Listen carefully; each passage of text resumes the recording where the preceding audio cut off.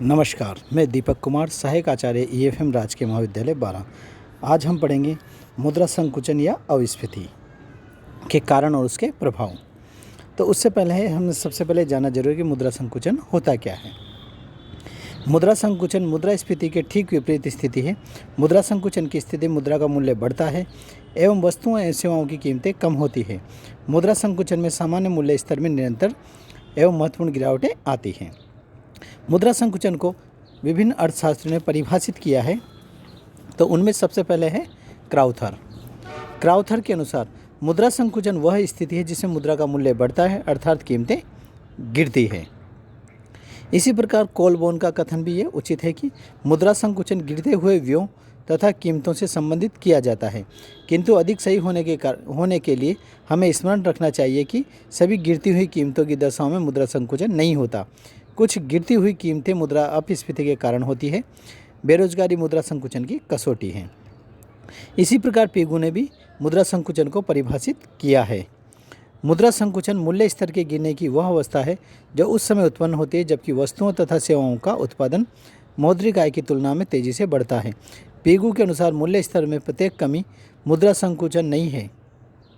मुद्रा संकुचन तब उत्पन्न होता है जब मुद्रा की मात्रा कुल उत्पादन की तुलना में अधिक तेजी से गिरती है। इस प्रकार मौद्रिक आय व उत्पादन में होने वाले असंतुलन को जिससे मूल्य स्तर गिरने लगता है मुद्रा संकुचन की स्थिति कहा जाता है। पीगू के अनुसार निम्न परिस्थितियों में मूल्य में होने वाली कमी मुद्रा संकुचन कहलाती है। जब मौद्रिक आय घटती है किंतु उत्पादन की मात्रा पूर्ववत बनी रहती है। दूसरा, जब मौद्रिक आय घटती है किंतु उत्पादन की मात्रा बढ़ती है। तीसरा कारण दिया उन्होंने जब मौद्रिक आय व उत्पादन दोनों घटते हैं किंतु मौद्रिक आय उत्पादन की तुलना में अधिक तेजी से घटती है। चौथा, जब मौद्रिक आय व उत्पादन दोनों बढ़ते हैं किंतु मौद्रिक आय की तुलना में उत्पादन अधिक तेजी से बढ़ता है। जब मौद्रिक आय स्थिर रहती है किंतु उत्पादन की मात्रा बढ़ती है। किन्स ने भी मुद्रा संकुचन को परिभाषित किया है। किन्स के अनुसार मुद्रा संकुचन वह स्थिति है जिसके द्वारा देश में मुद्रा की मात्रा और उसकी मांग के बीच का अनुपात इतना कर दिया जाए कि उससे मुद्रा की क्रय शक्ति बढ़ जाए और वस्तुओं के मूल्य गिर जाए। मुद्रा संकुचन के कारण। मुद्रा संकुचन के प्रमुख कारण जो हैं वो ये हैं। देखिए, पहला कारण है मुद्रा की मात्रा में कमी। मुद्रा की मात्रा में कमी। जब सरकार स्फीति के प्रभावों को नियंत्रित करने या किसी अन्य उद्देश्य से मुद्रा की मात्रा को कम कर देती है तो जनता की मौद्रिक आय कम हो जाती है। फलस्वरूप वस्तुओं की मांग कम होने से मूल्य स्तर गिरने लगते हैं और बेरोजगारी फैल जाती है। दूसरा बिंदु है साख नियंत्रण। जब देश का केंद्रीय बैंक विभिन्न परिमाणात्मक एवं गुणात्मक उपायों के द्वारा साख की मात्रा नियंत्रित करता है अथवा कठोर मुद्रा नीति का अनुसरण करता है तो देश में मुद्रा संकुचन की स्थिति उत्पन्न हो जाती है। करों एवं सार्वजनिक ऋणों में वृद्धि। तीसरा बिंदु है करों एवं सार्वजनिक ऋणों में वृद्धि। जब अत्यधिक करारोपण के कारण जनता की क्रय शक्ति कम हो जाती है तो मांग कम होने से वस्तुओं के मूल्य गिरने लगते हैं। इस प्रकार जब सरकार बलपूर्वक सार्वजनिक ऋण लेती है तो जनता की क्रय शक्ति कम होने से भी मूल्य गिरने लगते हैं क्योंकि उत्पादन की मात्रा यथास्थिर रहती है। चौथा बिंदु है उत्पादन में वृद्धि। जब देश में वस्तुओं एवं सेवाओं का उत्पादन अथवा कुल पूर्ति या आयात बढ़ जाता है तो मूल्य गिरने लगते हैं। सरकारी व्ययों में कमी। जब सरकार अपने व्ययों को नियंत्रित एवं अत्यधिक कम कर देती है तो जनता की मौद्रिक आय कम होने से संकुचन की स्थिति पैदा हो जाती है। बचत के कारण से मुद्रा संकुचन की स्थिति उत्पन्न होने लगती है। अत्यधिक बचत। जब जनता की बचत की प्रवृत्ति बढ़ने लगती है तो व्यय योग्य आय कम होने से वस्तुओं की मांग कम होने लगती है। दूसरी ओर वस्तुओं में वृद्धि से विनियोग में वृद्धि होती है जो उत्पादन की वृद्धि को प्रोत्साहित करती है। इस प्रकार अत्यधिक बचत से उत्पादन बढ़ने व मांग कम होने के कारण मुद्रा संकुचन की स्थिति उत्पन्न होती है। मुद्रा संकुचन के प्रभाव। मुद्रा संकुचन के प्रभाव। मुद्रा संकुचन के प्रभाव मुद्रा प्रसार के प्रभावों से बिल्कुल विपरीत हैं। मुद्रा संकुचन के प्रभावों को निम्न शीर्षकों से समझा जा सकता है। नंबर 1, समाज के विभिन्न वर्गों पर प्रभाव। मुद्रा संकुचन के समाज के विभिन्न वर्गों पर निम्नलिखित प्रभाव पड़ते हैं। पहला है उत्पादक व व्यापारी वर्ग पर मुद्रा संकुचन का प्रभाव। प्रभावपूर्ण मांग कम होने से व्यापारियों को लाभ के लाभ कम हो जाते हैं। मांग कम होने से व्यापारियों के पास वस्तुओं के स्टॉक जमा हो जाते हैं और विक्रय नहीं होने से पूंजी अवरुद्ध हो जाती है। वस्तुओं का उत्पादन करने के लिए उद्योगपति बाजार से कच्चा माल खरीदते हैं, लेकिन जब वे माल तैयार कर बाजार में बेचने जाते हैं तो वस्तुओं के मूल्य बहुत कम हो चुके होते हैं। फलस्वरूप लागत अधिक और कीमत कम की स्थिति उत्पन्न हो जाती है और वस्तुओं के मूल्यों में कमी होने के साथ साथ ब्याज, मजदूरी आदि में कोई कमी नहीं होती। फलस्वरूप उत्पादकों की निरंतर हानि होने लगती है और उन्हें अपना उद्योग या व्यापार बंद करना पड़ता है। दूसरा है विनियोक्ता वर्ग। विनियोक्ता दो प्रकार के होते हैं, प्रथम स्थिर आय वाले और दूसरे परिवर्तनशील आय वाले। तो स्थिर विनियोक्ता, इस वर्ग को मुद्रा संकुचन में लाभ होता है क्योंकि मुद्रा की क्रय शक्ति बढ़ जाने से इनकी वास्तविक आय बढ़ जाती है। वे अपनी स्थिर आय से पहले से अधिक वस्तुएं खरीदने की स्थिति में होते हैं। दूसरा द्वितीय परिवर्तनशील आय वाले विनियोक्ता, इस वर्ग को मुद्रा संकुचन की स्थिति में हानि होती है क्योंकि उद्योग व व्यापार की क्रियाएं कम होने व इनको हानि होने से विनियोक्ताओं की आय कम हो जाती है। तीसरा बिंदु है श्रमिक एवं कर्मचारी वर्ग। मुद्रा संकुचन की प्रारंभिक अवस्था में श्रमिक एवं कर्मचारियों को लाभ प्राप्त होता है क्योंकि कीमतें कम होने से उन्हें वस्तु सस्ती मिलने लगती हैं।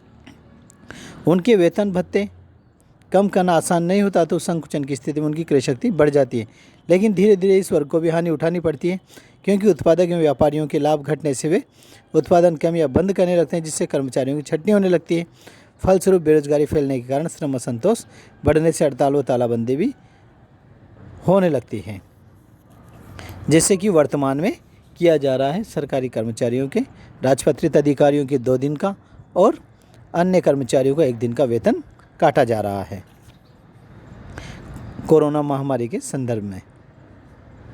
तो इसी प्रकार की स्थितियां मुद्रा संकुचन के समय भी हो जाती है। ऋणी व ऋणदाता वर्ग।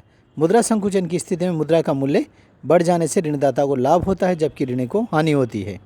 ऋणदाता जो मूलधन एवं ब्याज प्राप्त करता है, इसकी क्रय शक्ति पहले की तुलना में अधिक होती है, इसलिए उसे लाभ होता है। मुद्रा संकुचन में मौद्रिक आय कम हो जाती है, अतः ऋणदाता वर्ग को ऊंची ब्याज दर पर ऋण देने का अवसर मिलते हैं। इस स्थिति में ऋणी वर्ग को हानि होती है क्योंकि उसे पहले की तुलना में अधिक क्रय शक्ति का भुगतान करना पड़ता है। अगला बिंदु है उपभोक्ता वर्ग। मुद्रा संकुचन का उपभोक्ता वर्ग पर मिला जुला प्रभाव पड़ता है। मूल्य स्तर कम होने व उत्पादन बढ़ने से उपभोक्ताओं को सस्ते मूल्य पर वस्तुएं उपलब्ध होने लगती हैं। उपभोक्ता की क्रय शक्ति बढ़ जाने से वह अपने जीवन स्तर को उन्नत करने में सफल होता है। स्थिर आय वाले उपभोक्ताओं को तो लाभ होता है किंतु परिवर्तनशील आय वाले उपभोक्ताओं को हानि होती है।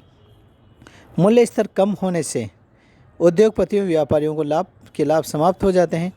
फलस्वरूप उद्योग व्यापार बंद होने लगते हैं। श्रमिकों की छटनी होने से बेरोजगारी फैलने लगती है और सस्ती वस्तुएं होने पर भी वे आय के प्रभाव से वस्तुएं खरीदने में असमर्थ रहते हैं।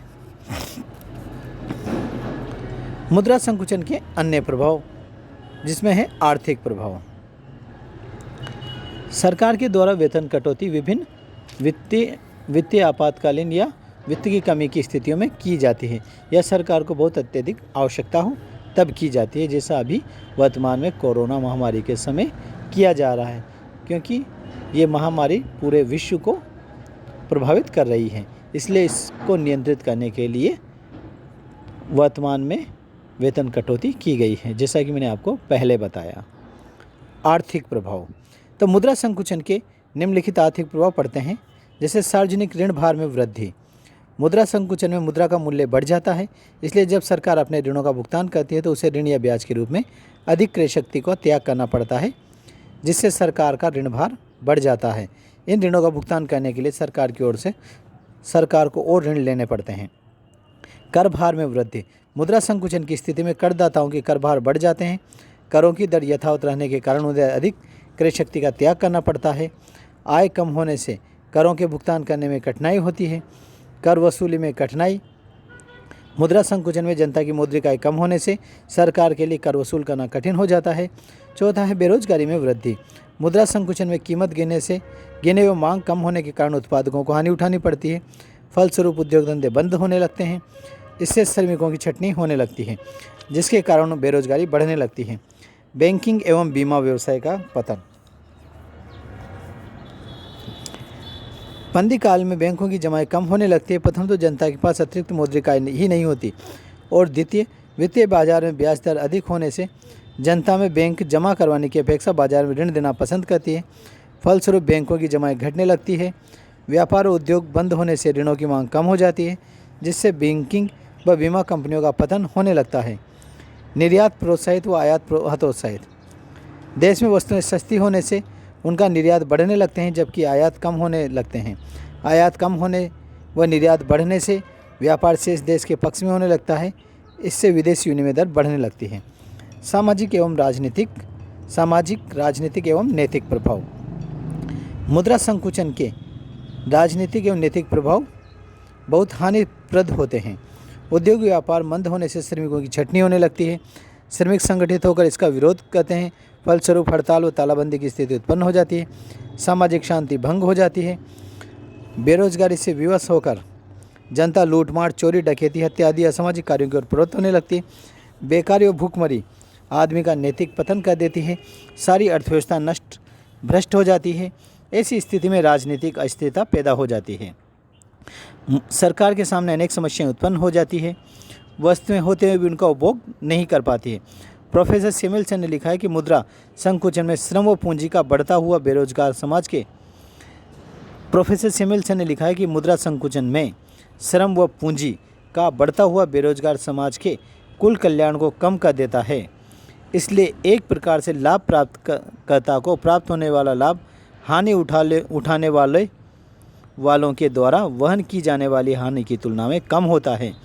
वास्तव में गहन मंदी की दशा में प्राय सभी को ऋणदाता सहित जिसके कि अनेक ऋण असंग्रहित रह जाते हैं, हानि होती है।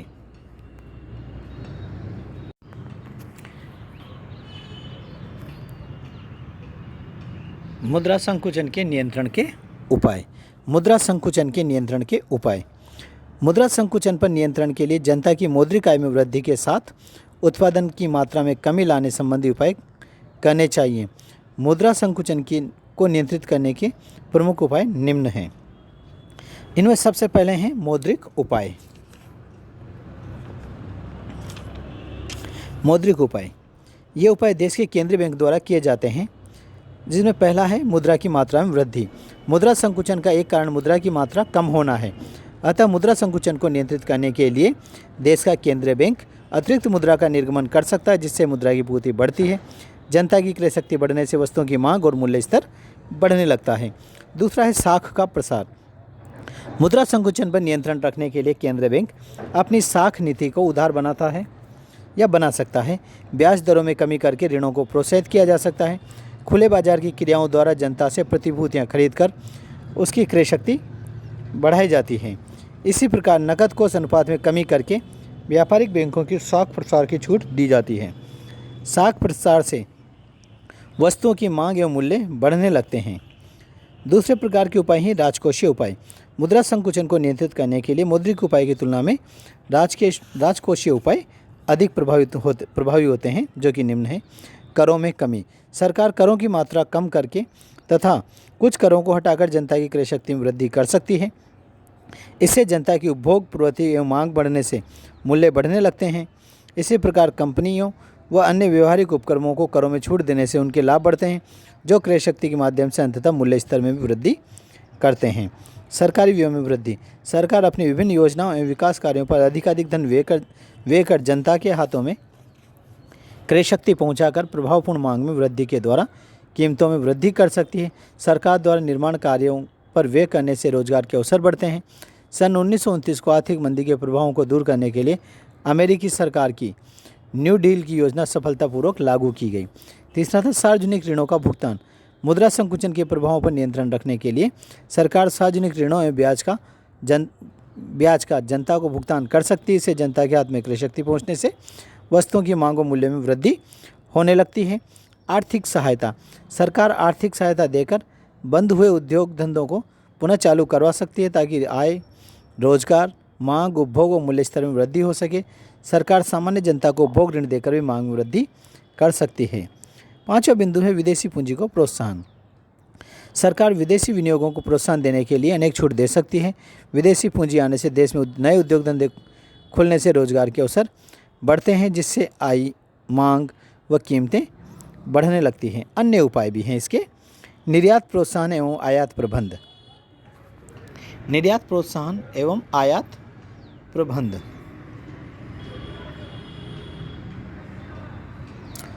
तो पहला है निर्यात प्रोत्साहन एवं आयात प्रतिबंध।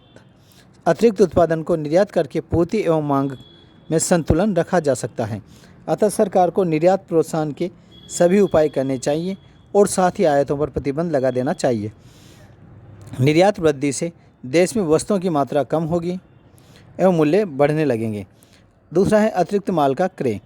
उद्योगों को बंद होने से बचाने के लिए सरकार स्वयं अतिरिक्त माल का क्रय कर लेना चाहिए ताकि मूल्य न गिरे, बेरोजगारी पैदा न हो। तीसरा बिंदु है उपभोग प्रोत्साहन। उपभोग प्रोत्साहन मुद्रा संकुचन के प्रभावों को दूर करने के लिए सरकार उपभोक्ता ऋण देकर उपभोग को प्रोत्साहन कर सकती है। सरकार वस्तुओं का किराया क्रय पद्धति पर विक्रय कर भुगतान किस्तों में प्राप्त कर सकती है। इससे वस्तुओं की मांग व मूल्य बढ़ने लगेंगे। चौथा बिंदु है अतिरिक्त उत्पादन को नष्ट करना। यदि मुद्रा संकुचन अत्यधिक गंभीर अवस्था में है तो सरकार अतिरिक्त उत्पादन को नष्ट कर वस्तुओं की पूर्ति सीमित कर सकती है। इससे वस्तुओं के मूल्य बढ़ेंगे तथा उत्पादन के लिए प्रेरणा बनी रहेगी। धन्यवाद।